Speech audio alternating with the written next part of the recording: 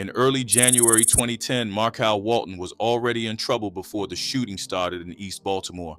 The situation began as a kidnapping, with BGF members trying to extort or rob him during a street operation gone bad. When Walton tried to break loose from the people holding him, the whole play collapsed fast. The plan was no longer about money, pressure, or sending a message through fear.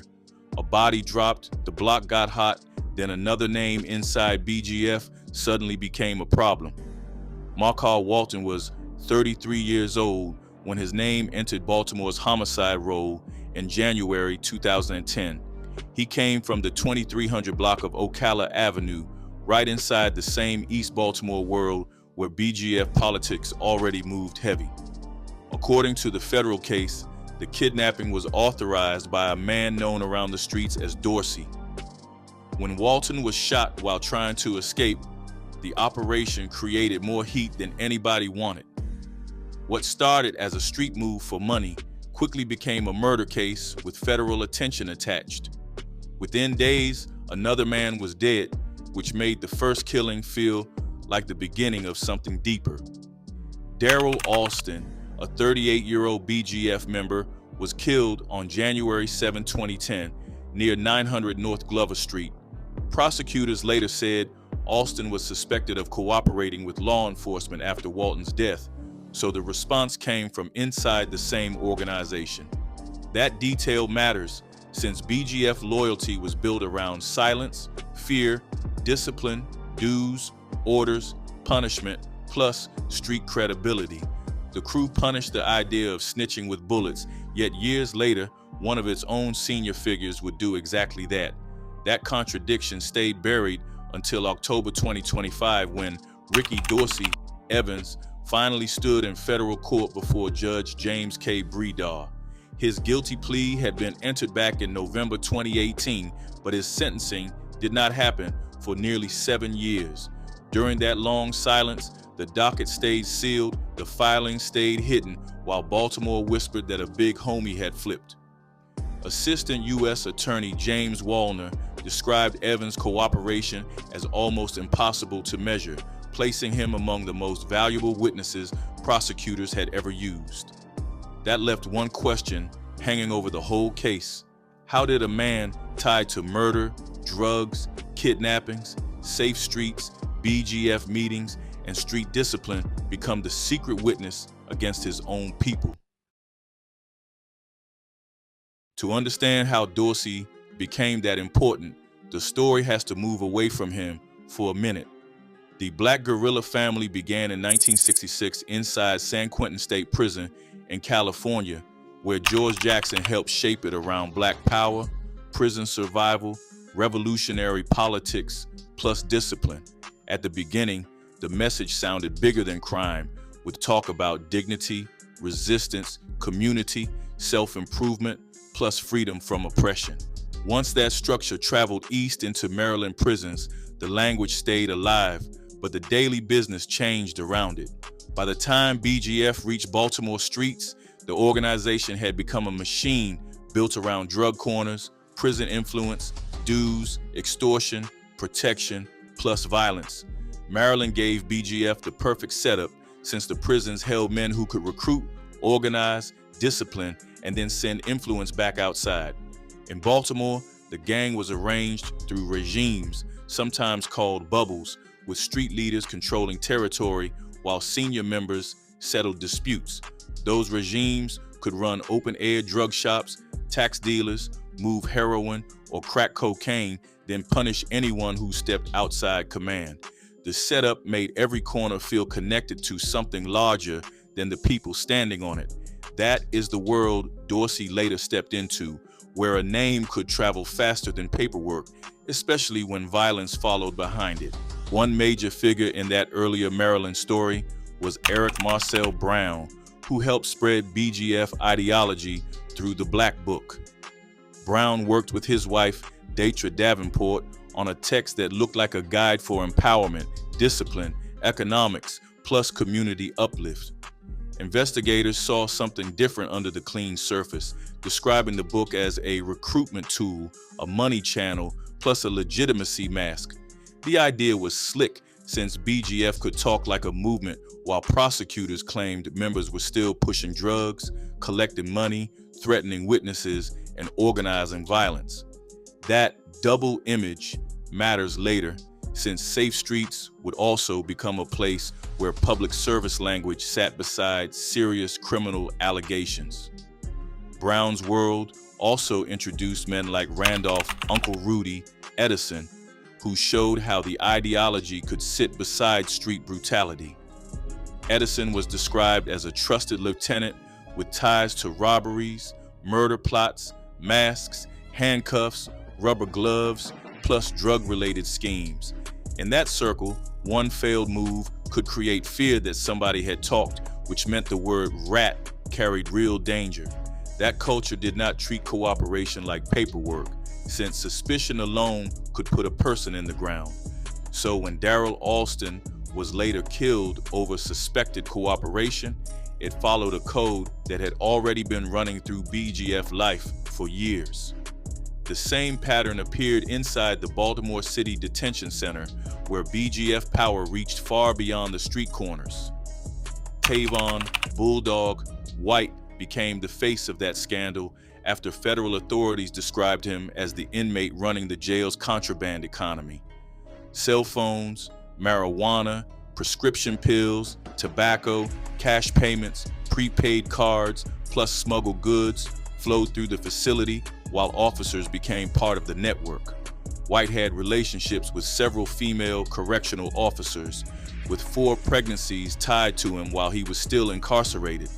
Jennifer Owens, Katera Stevenson, Kia Taylor, Russell "Rut" Carrington became names connected to that wider corruption story.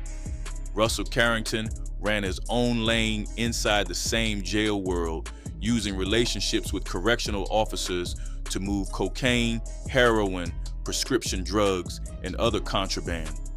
Jennifer Owens and Kia Taylor were linked to his smuggling network, while Carrington also connected Tavon White with a pill supplier. Katera Stevenson's name stayed tied to the scandal through her relationship with White, which made the whole case feel like a jailhouse soap opera with real federal time attached. Those details made BGF famous across Baltimore, not as a street crew alone, but as an organization that could bend institutions from the inside. That is why Dorsey's latest story cannot be treated like one man randomly going rogue in East Baltimore. Before he became a federal informant, BGF had already learned how to hide inside systems that were supposed to control violence. The gang used prison loyalty to shape street behavior, street money to feed prison influence, and then public-facing language to soften its image. By the time Evans rose, the playbook was already there. Gain trust, control space, punish suspected talkers, then keep the crew moving. That same playbook would make his secret cooperation so damaging, since he knew the corners, the offices, the names, the grudges, plus the bodies behind the paperwork. By the time Ricky Evans became known around East Baltimore as Dorsey, the streets had already raised him hard. His attorney later described a childhood marked by lead paint exposure, domestic violence, murder, and dysfunction before he even reached 10 years old. Evans told the court that violence felt normal where he came from, almost like the neighborhood had accepted chaos as routine. That background did not excuse what came later, but it explained how a young man could grow up in danger without seeing it as strange. Once he started beating cases, the reaction around him only pushed that street image higher. In 1999, he was found not guilty of conspiracy to murder in Harry Brown's killing. Then, years later, he beat another first-degree murder charge. Those acquittals mattered on the block, since court survival often turned into reputation instead of shame. Evans later said that when he came home after beating a murder case, people placed him on a pedestal. That type of welcome can change how a man sees himself, especially when the neighborhood rewards fear more than restraint. Inside BGF, that reputation gave Dorsey room to climb, and he eventually became a senior East Baltimore leader. He controlled a regime moved around drug shops, and operated inside a structure where bubbles handled territory. Above those bubbles, older bushmen helped settle disputes, collect respect, and keep gang business moving. While Dorsey carried weight in East Baltimore, Sean "Bucky" Thomas held down another BGF lane on Greenmount Avenue. Thomas controlled the 2700 block of Greenmount, where prosecutors said his regime moved crack cocaine through open-air drug shops. He collected gang dues, managed discipline, and answered to the same wider structure that made BGF feel bigger than one corner. In December 2016, Thomas later admitted he ordered another BGF member to murder Keith Ramsey, a Bloods member, during an ongoing dispute. That case showed how the BGF business did not stay limited to drug money. When pride, territory, and gang politics mixed together, a street problem could quickly turn into a murder order. That same logic sat behind the killing that opened this whole story, the January 2010 death of Marcal Walton. Walton was 33 from the 2300 block of Ocala Avenue when BGF members kidnapped him during an extortion or robbery operation. Prosecutors said Dorsey authorized the move, but the play went sideways once Walton tried escaping from the men holding him. The shooting left Walton dead, which pulled more attention to BGF's East Baltimore world. Then Darrell Alston, a 38-year-old BGF member, became the next problem inside the crew. After Alston was suspected of cooperating with law enforcement after Walton's death, prosecutors said Evans authorized his murder too. That sequence gave federal investigators a cleaner look at how Dorsey's power worked in real life. He was not just standing near drug corners or carrying a title for show. The government described him as someone who could authorize kidnapping, approve violence, and make other BGF members act. Around this same period, BGF's wider history already showed how leaders used institutions for cover. So when Dorsey stepped into Safe Streets in 2015, the move looked less like a random job than another layer of the same playbook. Safe Streets was supposed to cool the block down, especially in neighborhoods where shootings move faster than police trust. The program hired credible messengers, meaning people with street backgrounds who could speak to young men before violence turned into gunfire. That idea had real purpose, but prosecutors said BGF members saw another opportunity sitting inside the office. Before Dorsey's name became tied to Safe Streets, Todd Duncan had already shown how outreach work could become a shield. He worked with COIL, a nonprofit tied to early Safe Streets efforts, while investigators alleged he still maintained BGF leadership. That earlier example made the Monument Street story hit harder once Evans entered the picture. Evans worked from the East Monument Street Safe Streets office for roughly 5 months. Prosecutors later said he turned the place upside down, using it for BGF meetings, drug distribution, and gun storage. The office was supposed to stop shootings, but according to the federal case, the block had basically moved inside. Baltimore police raided the site in July 2015 and found 7 guns along with drugs, triggering a suspension of the program. Evans and 8 others were charged after that raid, which looked like a major collapse for the city's anti-violence image. Then the state charges were dropped against all 9 defendants after prosecutors cited exculpatory information involving identity. That drop case did not mean federal agents stopped watching, and Dorsey's name kept sitting inside their larger BGF picture. The Safe Streets raid later returned inside the federal racketeering case, where the office became evidence of how deep BGF had reached. By then, the government was not looking at one raid, one drug shop, or one old murder. They were building a pattern around regimes, open-air markets, murder orders, suspected informants, and public programs used as cover. In November 2016, Evans was arrested in Virginia while picking up drugs, which finally moved the pressure from surveillance into custody. 2 years later, in November 2018, Evans and Sean Thomas pleaded guilty to federal racketeering conspiracy. Thomas moved forward towards sentencing, while Evans seemed to disappear into a strange silence. His case did not close like a normal guilty plea, and the public docket became sealed year after year. On the street, that kind of quiet does not stay quiet for long, especially when a big homie suddenly stops moving through regular channels. People start whispering that somebody high up had flipped, though few could say it cleanly without fear. That mystery would sit for 7 years, while the man once accused of ordering violence against suspected cooperators was secretly helping the government. The rise of Dorsey had reached its strangest point, where power turned into leverage, and leverage became survival. After Ricky Evans pleaded guilty in November 2018, his case did not move like a normal federal case. Sean "Bucky" Thomas kept going through the system, while Evans slipped into sealed filings, closed memos, hidden hearings, plus a silence that lasted nearly 7 years. In public, there was no clear sentencing, no full explanation, and no straight answer for why a senior BGF leader stayed in limbo that long. On the street, that kind of quiet always sounds louder than talk, especially when people know a big homie is facing life. By the time the truth came out in October 2025, prosecutors said Evans had been helping them connect cases that once looked scattered across Baltimore. One of the biggest names tied to that cooperation was David Michonne Warren, a man law enforcement described as one of the most dangerous figures in the BGF orbit. Warren had been facing violence charges since he was a teenager, with attempted murder cases, murder conspiracy allegations, dropped charges, acquittals, and robbery convictions trailing behind him.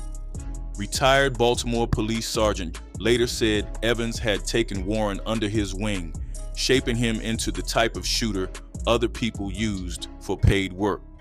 That connection mattered, since Warren was later linked to a world where violence moved like a service. People around that lane even described a 10-grand club, a hitman for hire circle where murder carried a price tag. Warren's case showed how wide the damage had spread beyond gang targets. In August 2018, Brian McKimmey, a 27-year-old contractor, was working on a rival's house in northeast Baltimore when gunmen attacked the property. McKimmey had nothing to do with the dispute, but he was killed while simply doing his job. A second construction worker was shot in the head during that same kind of violence for hire atmosphere, showing how regular people got pulled into street business they never started. Warren later admitted to multiple killings, 10 non-fatal shootings, and a 2016 barbecue quintuple shooting that had already moved through court before federal prosecutors brought it back. The most brutal part of Warren's story came through Shanette Neal and her daughter Justice Allen in April 2018. Warren and an unindicted co-conspirator went to a West Baltimore home looking for Neal's son, who had accused rapper Devontae Harrison of cooperating with police. When the son did not answer his phone, the violence turned toward his mother and sister inside that house. Shanette Neal was 43, Justice Allen was 21, and neither woman was the person the gunman came to find. Their deaths showed how snitch talk, rap beef, BGF connections, and murder for hire money could crash through a family's front door. That brings the story to Devontae Harrison, better known in Baltimore's rap scene as YGG Tay. Harrison had music videos pulling millions of views, yet federal prosecutors tied him to drug dealing, armed violence, and murder for hire plots. Back in June 2014, Harrison paid $10,000, supplied a gun, and arranged the killing of Terrell Jarrett on Ward Street near South Carey Street. Jarrett was 21, and prosecutors said the motive came from a drug debt involving product fronted on consignment. That case made Harrison look less like only a rapper from the city and more like another businessman inside Baltimore's violent underground economy. By 2018, Harrison's name was tied even tighter to Warren, who prosecutors said became his muscle. The indictment described Harrison bragging online about signing the top shooter in the city, which became heavier once Warren's crimes started getting laid out in court. Harrison wanted violence against rivals, including a BGF member who had burglarized his home years earlier, plus people who accused him of cooperating with law enforcement. That accusation carried deadly weight in Baltimore's street world, where the word snitch could start a chain of shootings. The strange part was that while Harrison's circle was allegedly targeting people over snitch accusations, Evans was already secretly cooperating in a sealed federal case. Wayne Taz Prince belonged to that same atmosphere, even though the public record does not directly tie his case to Evans. In January 2024, Prince pleaded guilty to racketeering conspiracy as a BGF member and associate, also described through the Jamaa name.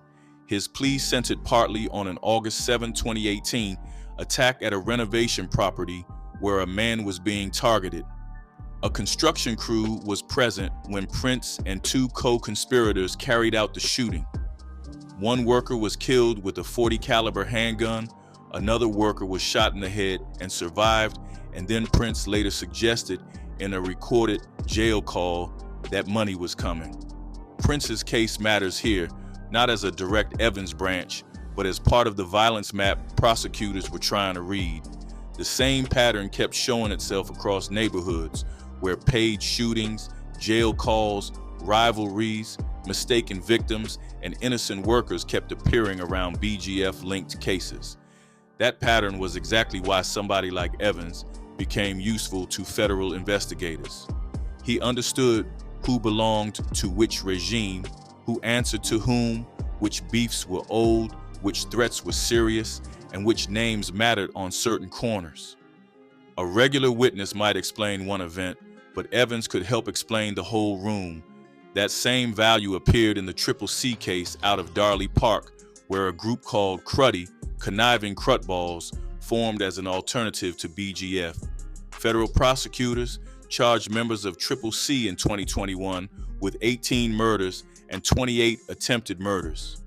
On paper, Triple C was not simply another small crew hanging around one block. It represented younger violence moving through East Baltimore, while older organizations like BGF still cast a shadow. Evans became a linchpin in that case. His knowledge reached past his own set into the factions around it. His cooperation helped the government understand rival crews, splinter groups, old grudges, and hidden relationships. Then the Greenmount regime added another layer to the same federal picture. Montel Telly Harvey was tied to robberies, drug dealing, and a shooting outside the Mirage nightclub in December 2013 during a BGF birthday celebration.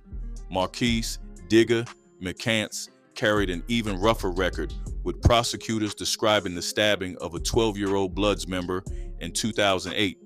McCants was also tied to an armed home invasion in 2010, a prison stabbing in 2011, and a 2017 shooting. Those acts showed the younger soldier side of the organization, where violence started early, continued to the street. Gerald Johnson fit into that story as an older supplier figure, someone prosecutors said helped fuel the Greenmount regime with drugs while authorizing violence to protect the network. Since Sean Thomas controlled Greenmount while Evans held weight in East Baltimore, the regimes had different blocks, but the same BGF structure connected their dues, discipline, drug shops, and violent orders. When prosecutors pulled one thread, the others started moving too. By the time Judge finally opened Evans's case in 2025, the government was not describing a normal cooperator. They were describing a man who helped them navigate David Warren, Triple C, BGF regimes, safe streets connections, and violence that crossed from East Baltimore into West Baltimore. Since Evans' silence in public matched heavy movement behind the scenes, the same man tied to punishing Darrell Alston over suspected cooperation had become the person helping prosecutors identify killers, shooters, crews, and hidden chains of command.